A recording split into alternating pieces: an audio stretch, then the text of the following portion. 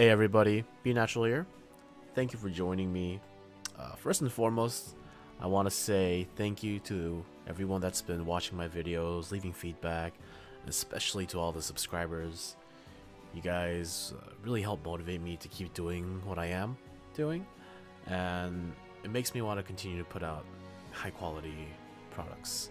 So again, thank you, and I hope you enjoy the content that's going to be coming out. Now today I'm going to be going over three main things. The first being the items that you're crafting, the stats that you want, which ones you want to level up, what you want to transform, etc. Because I know there are many questions regarding this particular category. The next, I'm going to show you what dungeon is really good for farming the materials to craft said items. Because if you're looking to optimize, chances are you're going to have to craft more than one. And last but not least, with all the events here, I'm sure you've noticed that you're starting to rack up on these release crystals. And if you don't already know, they're used to get skills in your weapon proficiency. So I'll show you where that is and also show you a really good spot for farming weapon proficiency by yourself. Before we go anywhere, I want to clear up something that I showed in a previous video but didn't really elaborate on. And that's going to be the chat log and the system text. So you can see here that you just simply go to menu settings, chat, and then click on the show chat log. And you can expand your chat log by clicking on the little arrow and then dragging it up and down. This is really nice. You can always see what you're getting if you like that kind of log, because a lot of the time the item text just kind of scrolls by and you don't really have time to take a look at it. Before I go into the item specifics, I'm going to go ahead and get started by showing you guys the two farm spots, one being the one for the item materials and the other one being for the proficiency.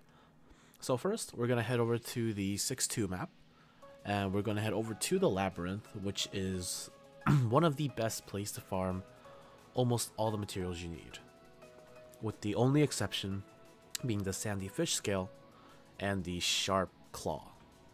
So this dungeon was always good in the past, but what's really brought it up that extra notch is the chest event, because now you can farm for the materials, get EXP and coal, and you can also get 4 chests every single dungeon run. Now I did mention this earlier and I won't leave you hanging. This dungeon does not have sharp claws, nor does it have the sandy fish scales.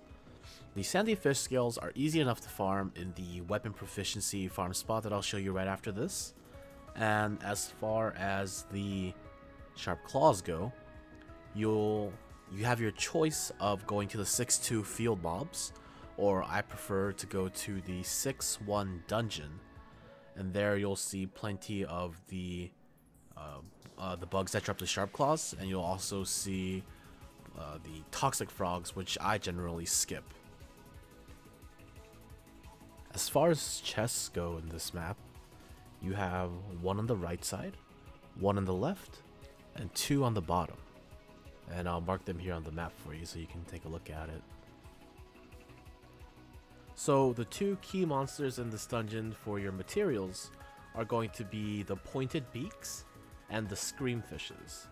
So the screamfishes give the sharp fins, and the pointed beaks give the colorful feathers, which you need to craft your armor and certain weapon pieces. So those are the 2 mobs that you want to keep an eye out for and make sure you kill. As far as the frogs and the crabs go, feel free to maybe not completely ignore them, but don't worry about wiping out all of them from the map, because the crabs, I'm not really sure where they go, and the frogs, their materials will come naturally as you farm the others with your AoE. One of the issues is that the frogs don't really like to cooperate, and a lot of times they'll just bounce in place with that AoE, so it's hard to group them up anyway. Speaking of grouping up, depending on the gear that you have, you want to be reasonable with your mobbing, because if you group too many, the amount of damage you take will force you to chug potions, and it'll no longer be financially worth it in terms of coal to run this labyrinth.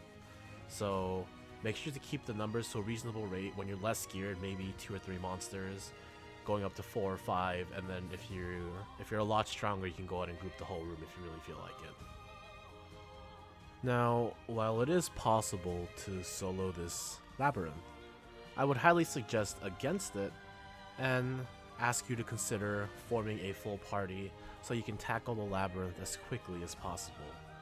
Ideally, you would put one person per room and knock it out at the same time, but if your gear is a little bit lower or your party's just overall level is a bit lower, you can put 2 to a room and clear ahead as you need to. As you approach the end of the Labyrinth, there are 2 main ways to reset it, one being actually killing the Manticore boss, and the other being simply using the exit portal in his room. I personally would suggest you use the latter method and simply exit and reset, because with most parties, unless you're very geared and you have a full party, the time to kill the Manticore is not worth the payoff. So you simply exit using the portal, and then once you're outside, run right over to the Labyrinth guide and come back in. Some strategies that you could use with your team in order to optimize your farming. You could have your fast loaders go towards the further away rooms so that when the slower loaders come in, they can simply move to the beginning rooms and they can clear those, and instead of them taking the boss portal, they can simply exit out of the entranceway.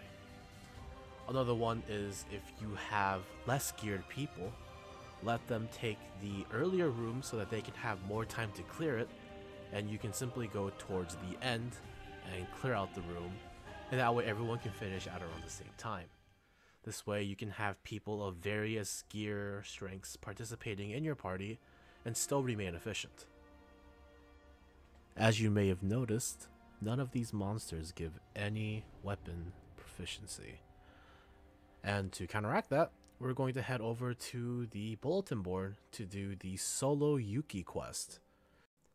So head on over to your nearest teleporter, head over to the teleport gate plaza, and straight into the merchant district. Now when you get to the bulletin board, the Yuki character quest should be, for whatever reason, the last quest. It's the level 63 quest that says fight with legendary swordsman. Now some of the great benefits of the Yuki character quest are that you get 7 weapon proficiency per kill of all the mobs there except for the last 5 on the second stage of the quest. There are plenty of the predator fishes, and those are the ones that give you the sandy fish scales. There's only like 3 or 4 of them on the field version, but there's a lot more in the quest version here. And there's also the pointed beak birds, so colorful feathers are also present here. And as far as EXP and coal goes, it's about 128 EXP, 40 coal, in that ballpark, so not amazing, but a little something extra, while you're also farming materials for your items, so not much to complain about. One thing to note is that there is a repeatable quest that you can get. It is on the field of 6-1, right outside the regular dungeon.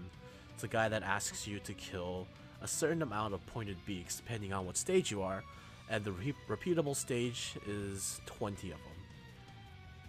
Now on the field version of this map on 6-1, right next to the dungeon teleporter NPC, there is a repeatable quest line for these pointed beaks that you could do, which has you kill 20 of them, but as the hike from the beginning town all the way back to the field and then going back, I just feel that it's not worth it, so I really don't bother with it, and I would suggest you don't as well.